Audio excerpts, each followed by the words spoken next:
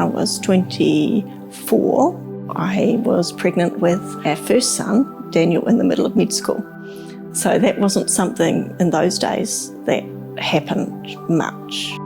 I didn't have time to go to the GP, which is the only way you could find out if you were pregnant back then. So he took my wee in a pot to the GP and came back to tell me I was pregnant.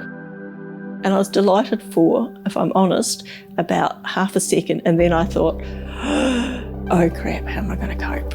And I said, I'm going to have to stop medicine, and my husband wouldn't let me. He said, we'll do this together, and we did. You know, you're young, and you have your whole life planned out, and then suddenly you're pregnant, and you go, oh, now what?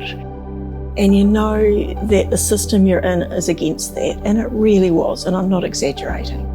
3 times we were offered abortions by people and suggested quite strongly that that was the way to go, and you can't do medicine and have children. We had no money, we were both students. We were studying all day, all night to do our final exams, and then there was another year of registration after that. When Daniel was finally born in New Zealand at the time, we were working between 70 and 90 hours a week. I remember having no sleep at all. Our baby didn't sleep, so we alternated shifts in the night, and we worked out if we had 4 hours sleep each, that was good. And out of it we have Dan, our son, who's now in his early 30s. He has 4 children of his own. I have 2 more children since Daniel. I am very grateful that we continue to have our son.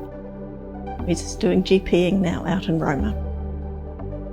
He's such a joy and such a pleasure to have around.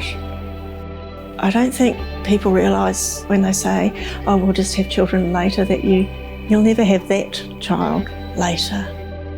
People often say, oh, children will ruin your life, or it's the wrong time for children, and I don't think I've ever known a right time for a child.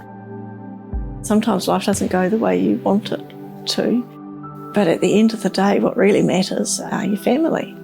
Our children grew up around us, studying around them. In fact, I'd be studying in the McDonald's playground while the kids were playing. Our whole family has come about because of choosing family as well as medicine, not instead of. I wouldn't change having children for anything, because being a mum made me a better doctor, and being a doctor made me a better mum.